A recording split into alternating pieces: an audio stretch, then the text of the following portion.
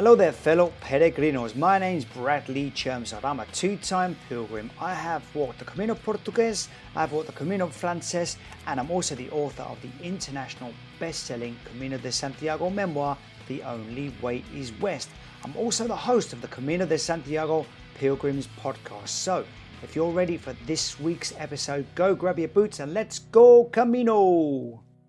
Hello there, Merry Christmas fellow peregrinos. Welcome to El Camino de Santiago Pilgrims podcast, where we talk about planning, preparation, packing and stories and all kinds of wonderful things to help you walk the Camino de Santiago and get you in the mood for life on the road.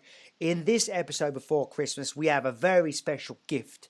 We are very honored to have Annika Maximov, who is the star of her dad, Maximov's Buen Camino calendar 2020. Now, there's a whole story behind that, but Annika, please tell us how old you were when you first walked the Camino. Hi, so I was 10 years old the very first time I walked it, and the last time I walked it was in March of 2020 this year, and I was 14. I'm still 14. Wow. Did you meet any other young kids on the Camino during your time there? So actually, both times I've never met a kid on the Camino, and I've befriended some adults. The very first time we had, I'm sure you talked about like the Camino, but like the families that you form, kind of. And the first time, there was a really strong like Camino family. Even though I was only 10, I could really, I had some great conversations with a lot of adults. We like joked around a lot, and yeah, it just really felt like I fit in. So. This time too, there was not that many people in general. So obviously not a lot of kids, because that's kind of not completely common to see. But so I haven't seen any kids. A lot of times though, schools in Spain will take trips and walk some parts of the Camino just because it's such a cultural thing. But I haven't seen any kids in my two times. Okay, so whose idea was it to go? Was it your dad's idea, or did you ask him if you could go with him? So actually, so my dad, he walked his first Camino before I was born, and he's been on like 10 plus Caminos. I can't even count. So it's always been a huge part of his life. And I was really raised around like all of the stories in the college that he taught at. He would take students abroad to the Camino, and he would take college students onto the Camino. So I was always really jealous and stuff. I'd always hear about the stories. He'd bring me back little souvenirs. I saw him packing his bag. I was really envious about all of that. So then he made an agreement with me that when I turned 10, he would take me on my very first Camino. So I had been asking since I was around 5 years old, but yeah. That's a lovely it was story. My idea. So this was your idea? Yeah, 100%. But okay. Now, what did your friend? What did your friends or what did your mum say? For example, was she worried for you, or she felt that it was going to be safe because she heard your dad talking about it and knew he went all the time? So she went actually his very first time on the Camino, and then so she was really she really liked it, and she was really supportive of it. She thought it was a great idea. She really is into like outdoorsy things too, so she was really excited about me going both times. So then my friends, my friends also. They didn't. So the first time when I was 10, obviously they didn't know much about the Camino and stuff. But when I came back, they're really excited to see me. And then I did this like little presentation in school, and I put on my backpack and my shoes and talked about it. So they were really into it. Wow. So they must have thought it was something extraordinary that you did. Yeah. I don't remember what did the kids at many... school say when you gave them this presentation? They thought it was really cool. They were like, wow, you walked like, I think it was 100 something kilometers. So they were like, wow, that's insane. But yeah. And then they all said that they wanted to go. They were in 4th grade and stuff. And then this time, well, it was Corona that happened in the middle of it. So I like left for spring break, and I was like, bye guys. and then I didn't come back for another 4 months because we got stuck in Germany after the Camino. I'll get into that later if you have any questions. But Sure. yeah, before that, I told them about it, and they were really excited, and yeah. So you walked 100 or so kilometers on the Camino when you were just 10 years old, right? I, so I always mixed up miles and kilometers because I was raised with both the metric and the American system, but I think it was 160 kilometers. Yeah. Yeah, that sounds right, maybe. It was, yeah, from Astorga to Santiago, Oh, you got both very good times. Spanish pronunciation there as well, Annika. Thank you. Yeah, I was raised with my dad being a Spanish professor, and then like Yeah, always being on the Camino and talking about it. So very good. uh, And it this time, helped so with my this Spanish. time, when you're on the Camino, you had some big challenges, didn't you? Because obviously coronavirus came along, and how was it? How did you feel when you knew you were going to have to stop your Camino? Tell us the story of where you found out that the Camino was going to stop. You were in Arzua, right? I was. It was 40 kilometers before the end of it, so we were really really lucky. But yeah, in the beginning, it just seemed like a normal Camino kind of. There weren't a lot of people, so it was really just like me and my dad. We hadn't seen each other in a while, so it was really nice to like be able to talk again and stuff. There wasn't such a big Camino family. We met a few people. They're really nice, but everyone was kind of a bit wary because remember in March and stuff, we didn't know anything about masks. Like we even thought that masks weren't completely mandatory. So yeah, so we found out at dinner. There was this TV in the little restaurant next to the albergue, and all of the staff who were working at the restaurant were also glued to the TV. So we were all really confused about what was going on. Oh no, Spain is closed. How is this going to work? So yeah, we were only 40 kilometers from Santiago. So I think we woke up the next morning with like an orange and a like can of cola or something. So that was a really rough day. This like little restaurant for lunch like secretly let us in because they're wanting to feed the pilgrims and stuff, but that was a pretty crazy day. And we didn't take a bus. We skipped a little part of it and were able to actually walk into the city, which was really really lucky because like think of the pilgrims that were in the middle of it or had just started, like they would have to go home. So it was really lucky. And then I think it was the 15th of March that we left. Yeah. It's nice you have a very positive outlook on what happened, because some people may have said it was unlucky because they obviously had to stop their Camino, but Yeah. you think it's lucky because you got so close to Santiago. And I saw also, Annika, that not only did you have to deal with the coronavirus and the confinamiento, the lockdown, sorry, Mm-hmm. also the you encountered snow as well. How was that experience? Oh, in the beginning,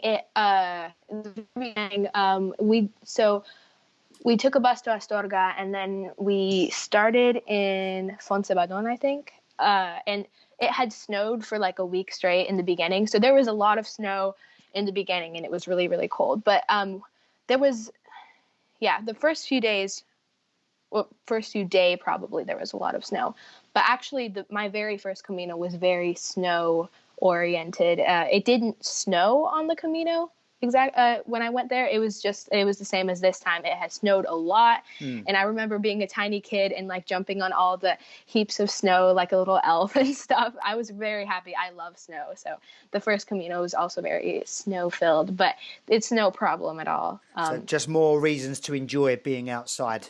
Yeah, exactly. My dad usually recommends the spring for Camino going Yeah. because in the summer it's really hot, and in the winter, like it actually does snow. So I really enjoy going in March, So when you went the April-ish. first time, when you were 10, was it, you said it was March, is that correct? I think so, around the same time. Yeah, spring break-ish. Right. Okay, so you went this more or less the same time both times.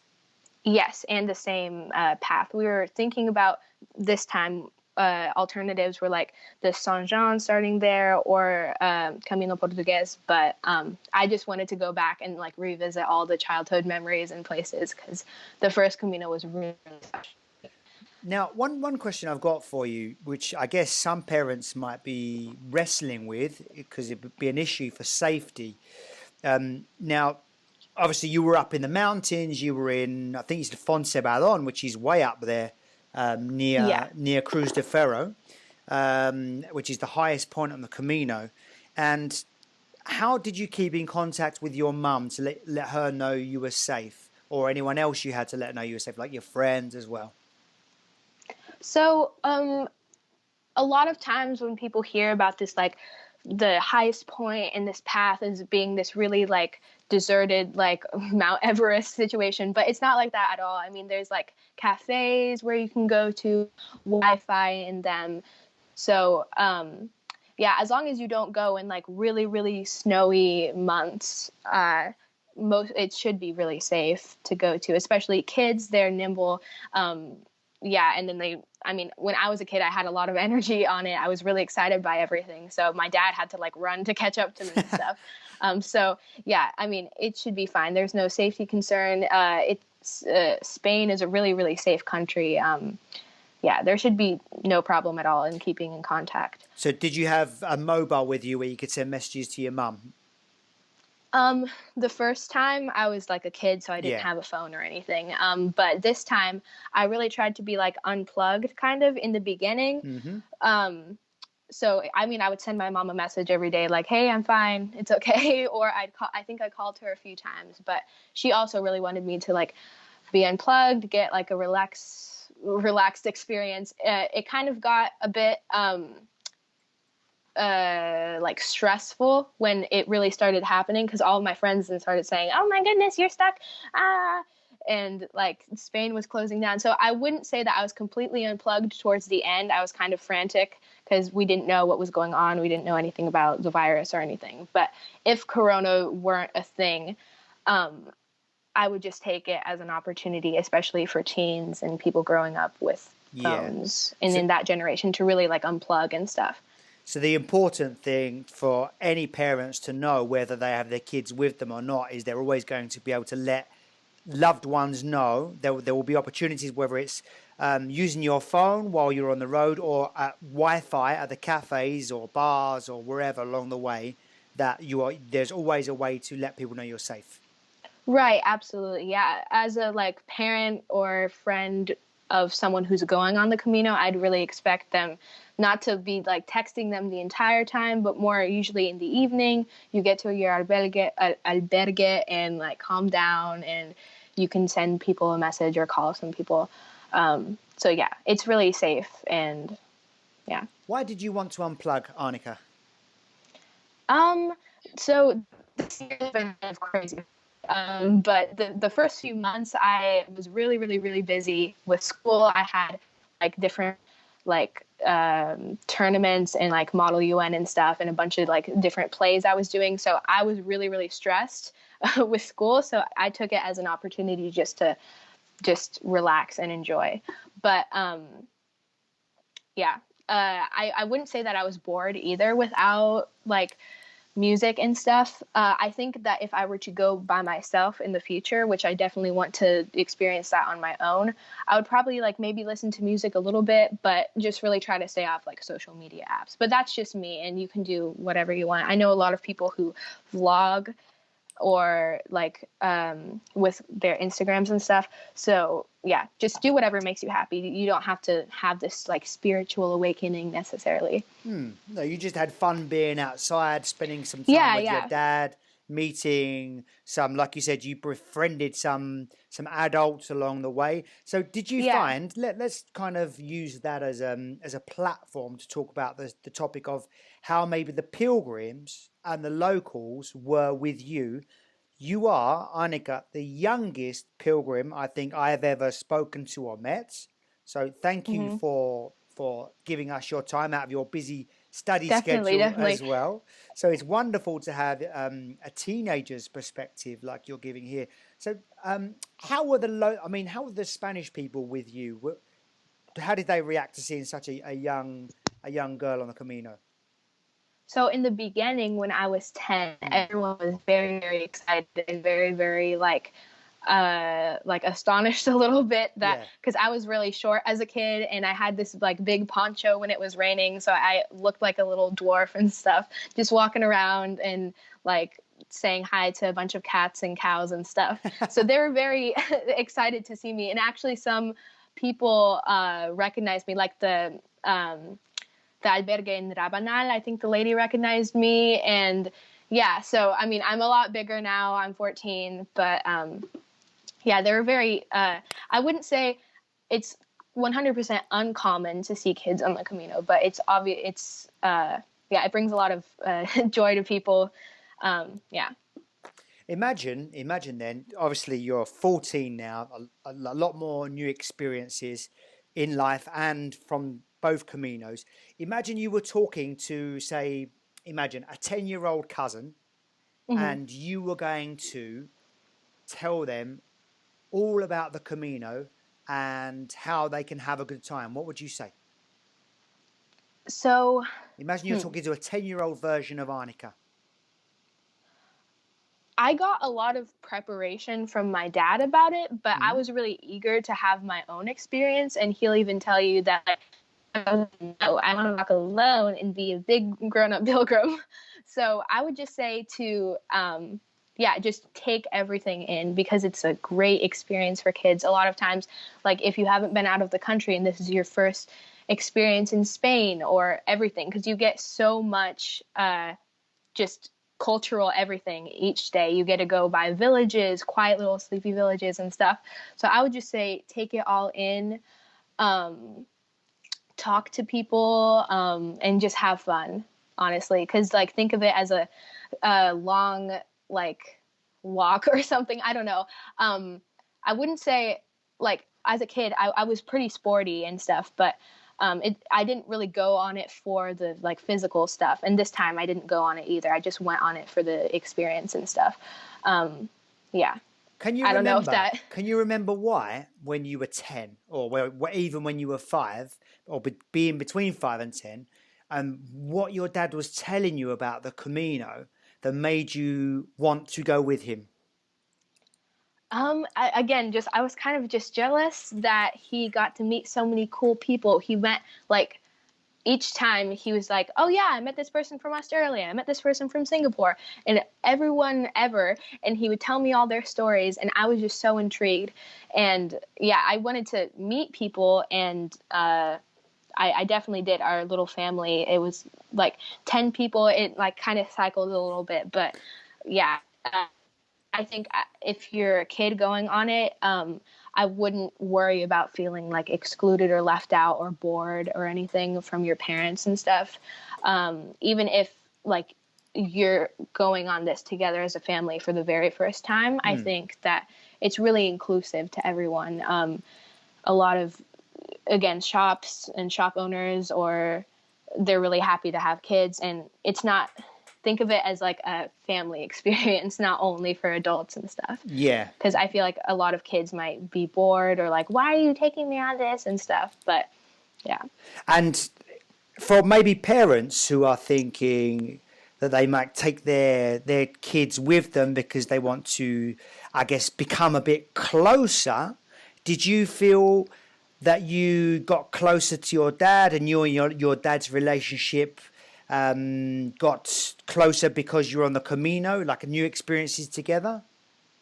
Yeah, definitely. I mean, he moved to Germany a few years ago, so I hadn't been able to see him a lot, and it was just really great because, again, this time was a bit weird, so don't take everything I say about my most recent Camino to heart necessarily, because it will be different once Corona is over and all this settles down. But yeah, it was just don't. My main thing is don't have expectations, because especially after your first time, my dad always says that for adults, but it's also definitely is to have this like childlike sense of wonder about everything. I would make like these stories, and there's so much history too, so I was just like, wow, like my mind was blown. And then this time I really wanted to like look back on everything I saw and witnessed and kind of have just get to see it again. And it was really cool. But also with like parents and families, bringing them together and stuff. It's a great opportunity to do that because, yeah, I mean, you're walking, you can listen to music, but there's not much else to do. And yeah. Okay, really so I want to ask you, what about the history blew your mind? Can you remember anything in particular? When I was in 4th grade, I had a really big like mythology phase. I went to a Waldorf school as a kid. It was really like hands-on, outdoorsy, like kind of anthroposophical. So I always was really interested in that. And the Camino that I walked in particular, like from Astorga to Santiago, it was in Galicia, which is like the Celtic kind of region of it. And I really enjoyed the history of like Vikings and everything like that. So it was just really cool to see because all of the old buildings and stuff. My dad has a lot of stories that he'd tell me that he got from like locals and stuff. And it was just really cool to witness because there's only so much you can read in books. Yeah. And then there's also like museums, maybe depending on the city or even the cathedrals. Like I wouldn't consider myself a religious person and I wasn't raised really in that religion, but it was also really cool to see. So I wouldn't say, what I'd say about like the religious aspect of it is if you're kind of iffy about it because you think it's like a religious experience, I would just say to like kind of let that thought go because it can be a spiritual experience and it can just be an experience. Some people go to like just to ride their bike and like for a sporty thing. So yeah, don't put those like blocks in your mind, I guess, if that makes any sense. Yeah, of course it does. Yeah, it could just be an adventure. It could just be an adventure. Exactly. Yeah. Like take everything in really openly, even if you're not religious, like visit a church maybe just to look at the architecture. It's really amazing because you feel so much from like history, I guess. Now, let's talk about the front cover of your dad's calendar, the Buen Camino calendar.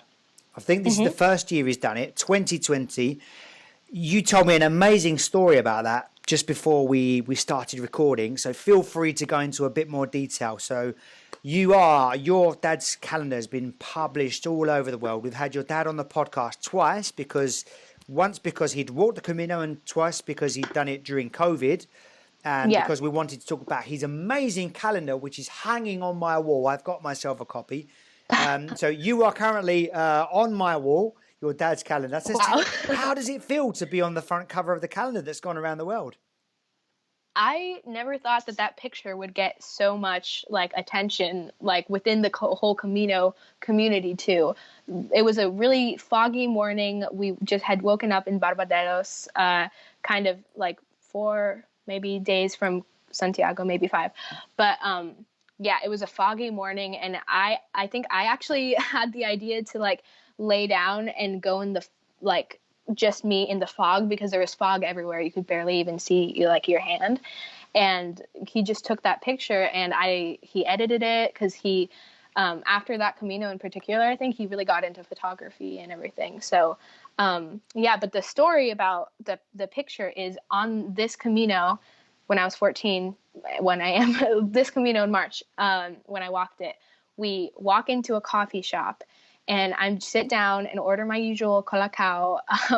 And my dad goes to the bathroom, and on his way back, he comes out and he's like, his face is just like in awe. And I'm like, what happened? And then he grabs me by the hand and he takes me there, and I'm on a postcard. And I was like, wait, that's me. Why am I in this random coffee shop? But when he took the picture, he took a lot of other pictures, edited them, and then he sells them on like stock photos. Yeah. So apparently the Concorreos, the Spanish like postal service, they bought that picture and used it for postcards. And it's on their website actually right now. And we had no idea. So yeah. He pointed it out to me and I'm like, oh my goodness, this is me. Why am I here? And we talked to the coffee shop people too, and they're like, "Oh my gosh, that's her.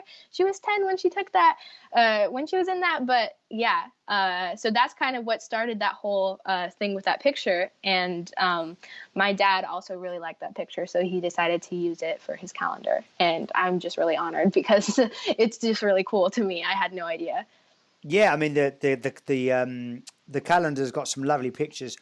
We spoke with your dad 3 or 4 episodes ago about the picture, and I think there's one of you walking up. It says onward and up through the mountains outside O Cebrero. That's you in the picture, right? I think so. Yeah, there's a Yeah, lot of pictures of me like from behind, kind of. that's it. You walking off into the distance. Yeah.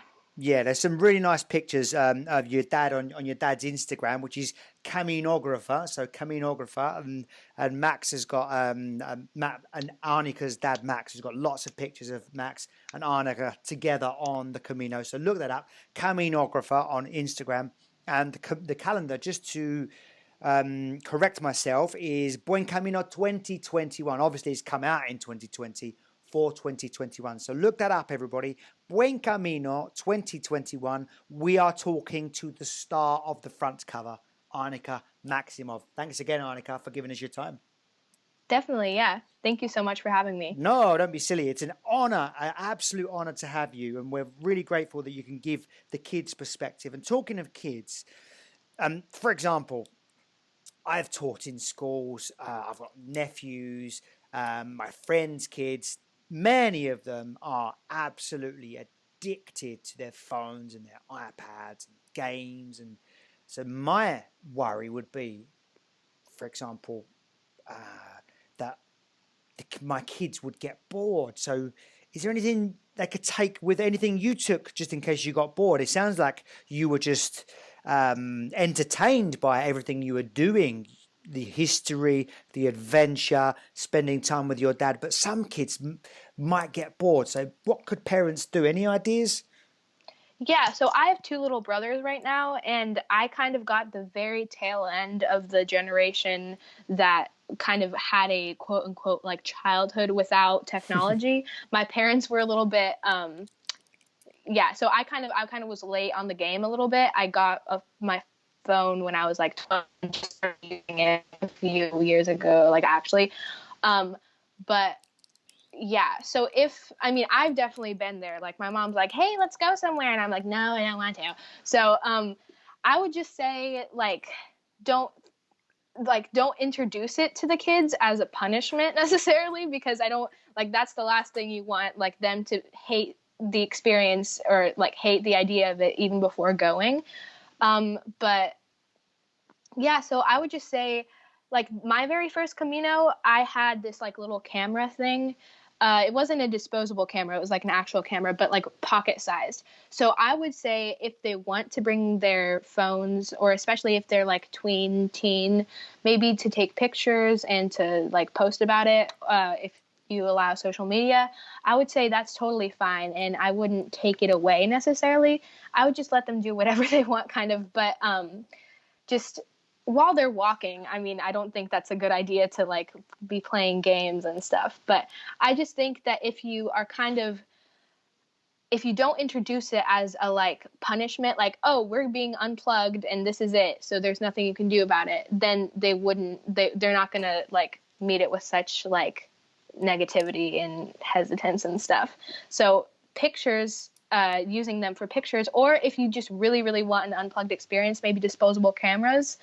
But yeah, I think it's the Camino is really about like yourself, and that's why I want to go on my own, just to like be by myself and stuff. So I think that if you introduce it as a like experience like that and tell them stories about it and everything, then I don't think there would be a problem. Well, I think it's very clever what you're saying, because what I'm understanding, what I'm getting from what you're saying, Annika, is maybe you could give your kids a project to do. Like it could be a picture project, or it could be, if they are going to have the devices, it could be they could to have like a Instagram page just about their Camino, or it could be a vlog or something like that.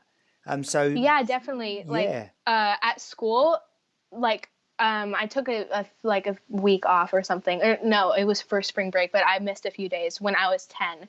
But then when I came back, my teacher was like, okay, well, since you're gone, how about you tell us about it? And they were really excited about it. So I think, and so are teens. I think that if, especially you haven't had the like privilege of being able to go to different countries, just the idea of it would be interesting, definitely. So, and with like the whole project thing, yeah, like my dad, I think the first time he didn't have an Instagram or anything, he just had started like doing that with pictures and stuff. So I definitely think that if you introduce it as like a fun thing, and even if your kids are too young to understand the whole like finding yourself and deeper meaning, because the first time I went, I didn't get any of it either. I just thought it was cool because my dad had always talked about it. So yeah, if you have this project or something, maybe you can like, or if you're trying to learn Spanish, try to talk to the locals or anything. Yeah, just, I would say the cool thing about the Camino is that there's no rules really. And for kids, it's really cool to experience that, like going to a different place with no rules, just like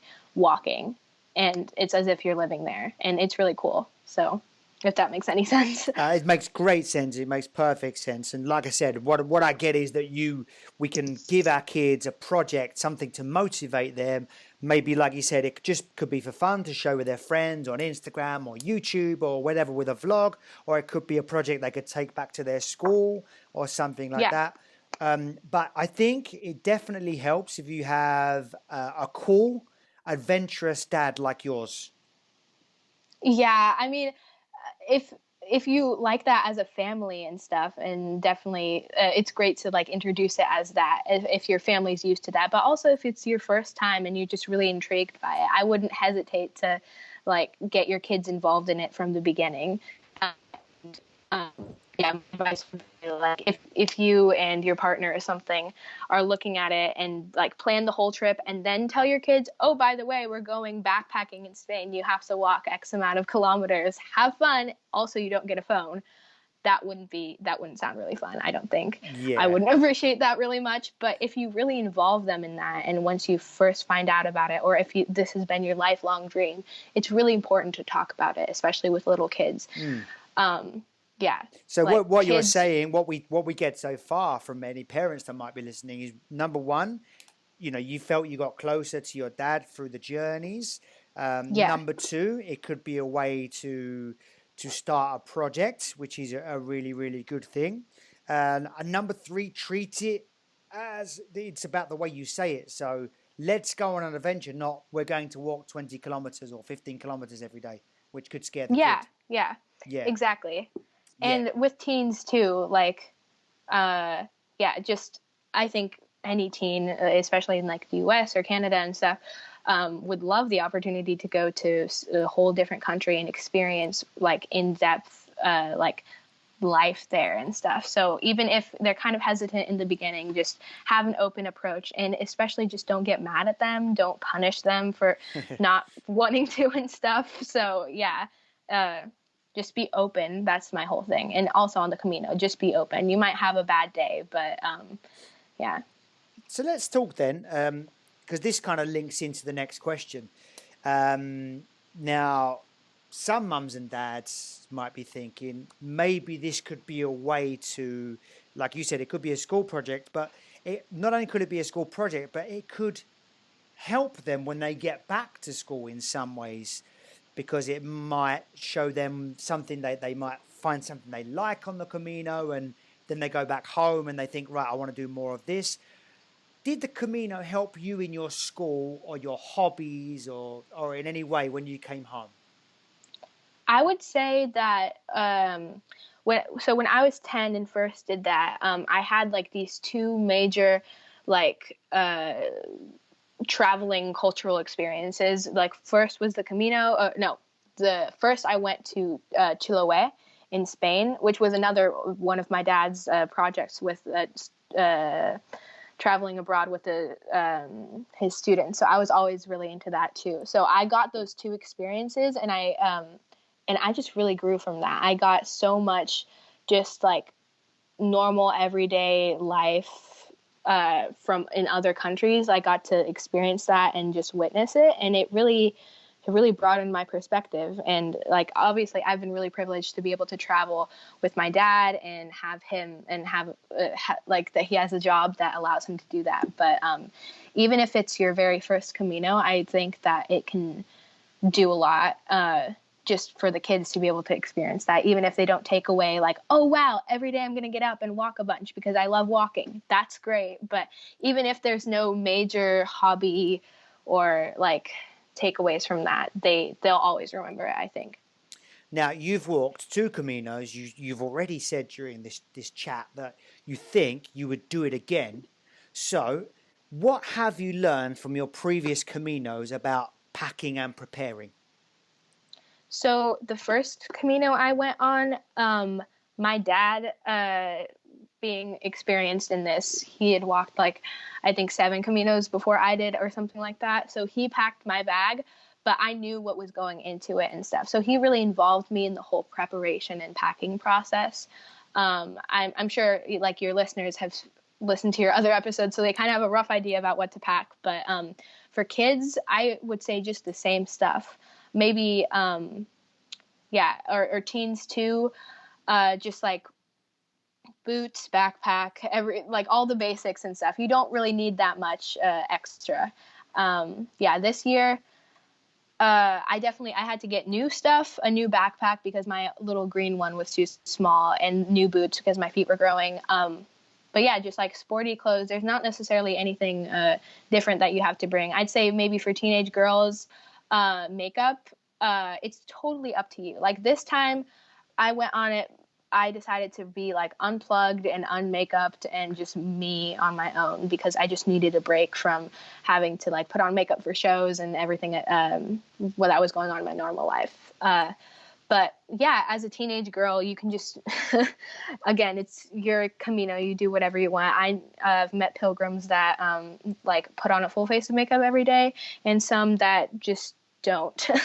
So there's no shame in doing either one of them.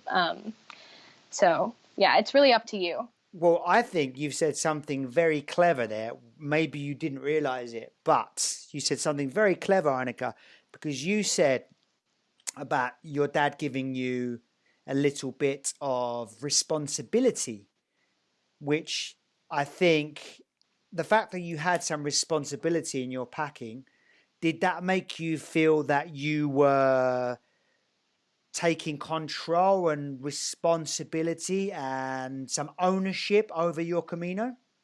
Yes, my first Camino for me was really like ownership, kind of responsibility centered, Yeah. because I was like a little kid, so I was like, oh my gosh, I'm so jealous of my dad. I want to do this on my own too. It's great that you're here, but I'm on my own.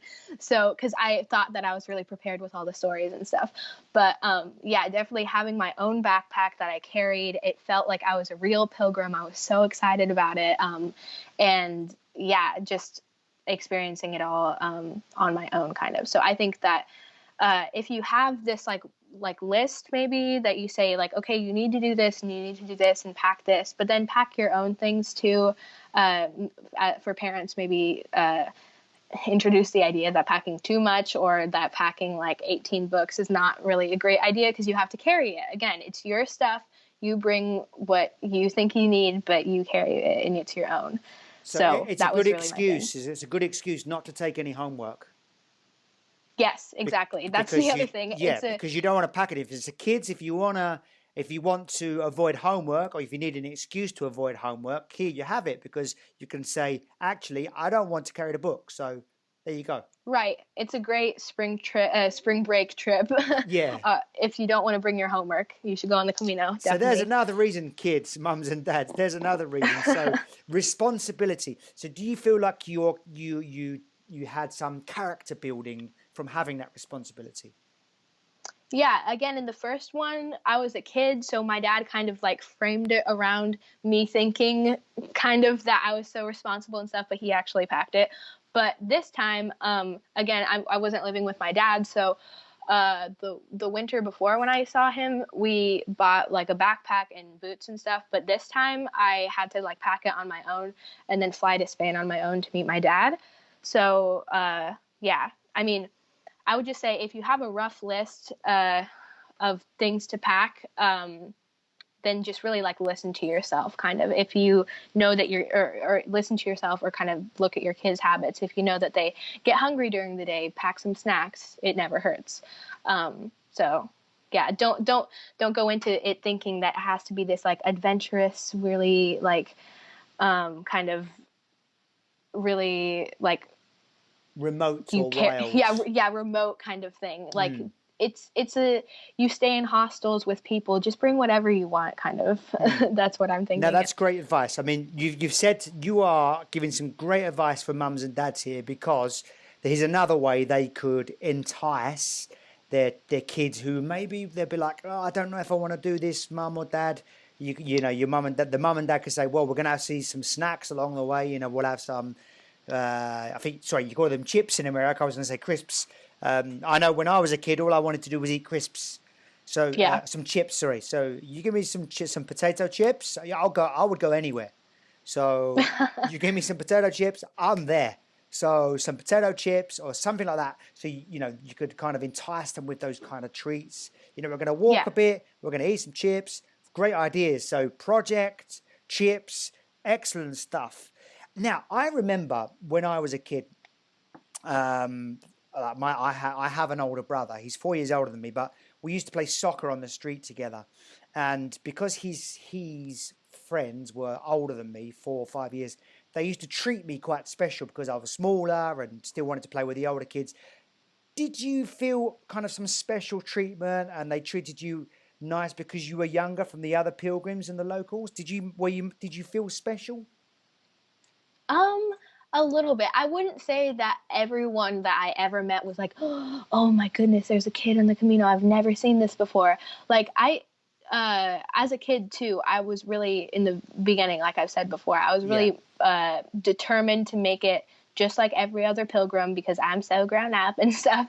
So yeah, I don't think so. But a lot of now in retrospect, looking at it, I'm kind of surprised that the adults like talk to me, because I feel like I was kind of annoying. But I had a lot of conversations with adults. Like I met this guy from Ireland named Jet, and we had like our whole Camino family, and then for like 2 days we were just walking and talking about like superheroes or something. I don't know, but I think the other pilgrims were really eager to like see a kid, and kind of this the excited, optimistic energy that kids bring, I think, especially if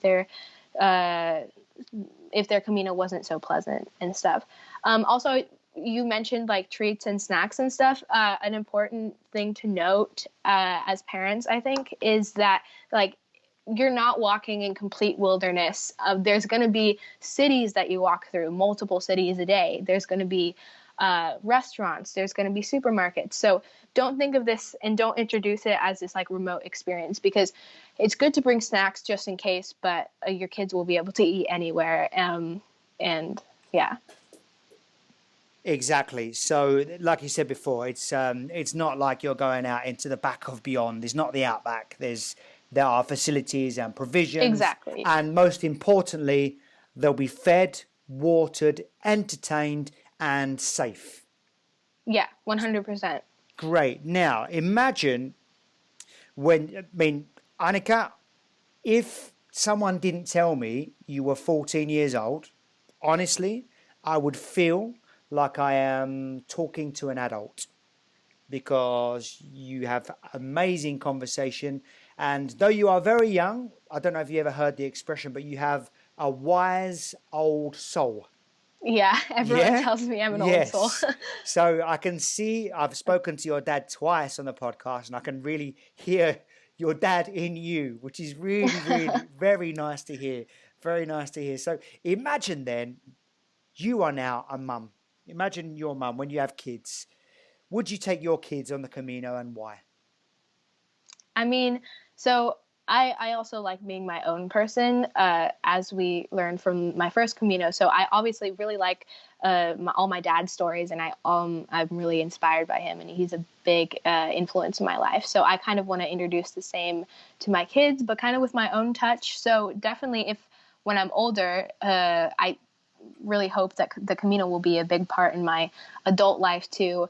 maybe not the way it is in my dad's life, that it's his job kind of with his Instagram and site. But I know a lot of people that I've met there.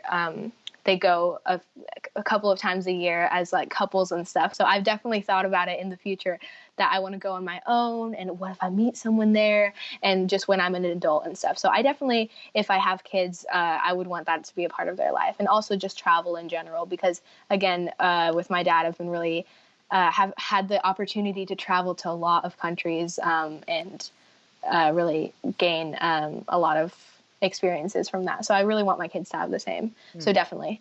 What I'm hearing is something very similar to what my 7-year-old cousin said to me. He said to me, I know why you like to travel so much. He said, because you don't go to school, and traveling is school for adults. Yeah, 100%. Like, you can, I'm not trying to like shame any adult for not traveling or like given their circumstances, but it really plays a big part in your life, and all of these memories that you get, you gain a lot from it, and people that you meet. Like my dad, he met his wife, my stepmom, on the Camino, and it's been a part of his life all the way, and it's been a part of my life. I've been wrapped into it. So yeah, definitely travel and the Camino can bring so much to your life. Is there one story that your dad told you about the Camino when you were young that you remember that made you want to go? Can you remember one specific story? Anything he said, he might have said. If not, it's no problem. I just wonder if there's something that he may have told you. He told me, so there's this like shadow on the cathedral that looks like a pilgrim, and he took a picture of it, and when he came back, he told me this, like, it's kind of like a creepy little ghost story, and I would just remember being really intrigued by it. I can't really recall a specific story. I mean, I have a lot of stories on my own, that I experienced on the Camino with him, but just all of it, because it was such a buzz around our house. He always had his backpack everywhere, all of his credencials on the wall, and he would take students yearly. So I don't think there's a specific story, but just all of it, kind of. So yeah. It was just the fact that it was always a big presence and influence in your family. Yeah, 100%. Because he went on it before I was born, so I was born into it, essentially. I understand. For example, my dad, he always played the Beatles music, always playing the Beatles music, like all the time, Beatles music. Maybe, I don't know if you know that, sorry if I don't mean to sound condescending here, if you know the Beatles music, but I grew up just Beatles music thrown down my throat, every day. It was like I ate the Beatles, drank the Beatles, slept the Beatles. So it was part of, I remember, I just was always going to like the Beatles because of that. And so I understand for you, it was just always in your family, always on your mind kind of thing. Yeah. Yeah, I understand that. Now, okay, so let's talk about Annika the Pilgrim. Tell us your favourite pilgrim story, one memory that stands out. It could be like your hardest moment on the Camino, maybe because it was cold or wet, or because you were tired, and how you got through that. Or it could be your best moment because you and your dad had a good time, or you met somebody. What's your favourite pilgrim memory? My favorite pilgrim memory that has dragged on for both of the Caminos, actually. A lot of people say that the Caminos are different each time, but the thing that's always been a big part of my Camino is cows and sheep. There's so many cows on the Camino, and I just have an obsession with them whenever I'm on there. Each time, like my dad can tell you, each time I go on it, I'm like, I want a baby cow so bad. They're so adorable. And I remember on the very first one, we were walking in this like narrow, it was in a forest, like this narrow dirt road, and this herd of cows just started coming right at us. So I was like, oh my goodness, this is my dream. I can steal a cow. And my dad really quickly gave me a camera, and I was standing with it against my chest, and I took a video of cows just coming at me, and at the last second, like dodging. And it was just so cool because, I just really like cows on the Camino, and especially this time too. So cows definitely. And the very first time, I'll never forget, like the snow. again, it's not a safety concern. It just happened to snow that week before we went on it. So there's this big heaps of snow. And as a kid, I love still snow. So I just remember sledding down them and walking around. And then obviously the thing that I remember most in my heart from the very first Camino is walking into Santiago. And what do you remember about that? What do you remember feeling? So that was actually the only day that it rained. And I had this giant blue poncho that was way too big for me that like dragged along on the floor. My dad has a picture of it on his site, and the height difference is really funny. And but I remember being so excited, and everyone was kind of like trying to stay out of the rain, but I was just like running in the streets and in the rain, splashing in every single puddle, and then turning the corner and seeing the cathedral. And because my dad always told me that was another thing. He always told me about like that feeling and the family and when you get there. So I was so excited to experience that, and I really hyped myself up, and it was amazing. Yeah, so the cathedral was like dripping with a lot of rain, so I would stand under it. And even though it was raining, a lot of times people like put their bags down and lay on their bag and look at the cathedral. And I still did that even though everything got wet. And I was just so happy.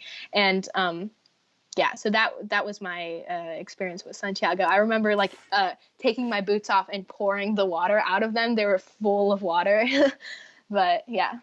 This sounds like a story that you might tell to your kids to make them want to go. Definitely, yeah. That's a nice story. And again, if you go into this as a family with no experience or stories, don't think that you guys should go first or something. It can be totally a family experience. Yeah. Can you remember something that made you laugh along the Camino? This time, my dad, we hadn't seen each other in a long time, and we were in this city, well, not city, we were just walked out of this town, Casanova, I think is what it's called, and he made me laugh so hard. I had these walking sticks, and I just threw them down and fell over. Like I couldn't control my body, and I just fell over laughing. And all of the locals walking by were like, okay, they're just weird pilgrims. But there was a lot of laughter on this Camino. So you and your dad had a good laugh and a lovely opportunity to catch up. Yeah. And then also like meeting people, you get to hear all of their life stories, and everyone's really open on the Camino. So even if you go into it as like really wanting a personal experience, you kind of can't really, I mean, you can just ignore everyone, but a lot of people are really involved in it. And you will be involved with a lot of people, I think so. Annika, thank you so much for giving us the gift of a teenager's perspective on the Camino. It's going to be really, really useful for the parents that have contacted me and said, we're thinking of taking our kids. Have you got any episodes about that? Well, thanks to you, now we do, Annika. Yeah, and if anything, if you want to like message me privately, my Instagram is mellow_starchild, and it's an open account. I don't post about the Camino that much on it, but if anyone has any like questions to me, you can definitely DM me. Like I'd be totally open to talking about it. Mellow Starchild on Instagram. That's Annika's Instagram handle. You can also look up Annika's dad, who is Caminographer on Instagram as well. And also, just thank you to the star of the Concorrios cover. Thank you to the star of the Buen Camino calendar. Look it up, everybody. Buen Camino calendar. Please support Max in his endeavors. Buen Camino calendar 2021. Just to finish, Annika, when are you going to walk the Camino again, and which one? I want to walk it all. That's my next thing. Whenever Corona ends, honestly, and whenever I can travel on my own, I think, because that's, I definitely want to go by myself. So my next big mission is to walk it all by myself.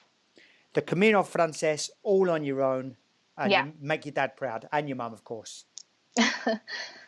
Thank you so much for having me. Is there anything you want to say to your mum or dad just before we finish? Like, just thanks for letting you go and anything like that? Yeah, thank you so much, Papa, if you're listening. Thank you. I wouldn't have been here without you. You changed my life with this. And yeah, I'm forever grateful.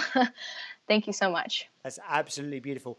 Annika, Maximov, thank you so, so much for this lovely chat. It's going to be so useful for many kids, many parents. It's going to get thousands of plays and you're going to be very, very helpful to many people. So thank you so much. I want to wish you a very Merry Christmas 2020 and keep that glass half full as you've been doing so on the Camino. And let's finish with Buen Camino. Buen Camino.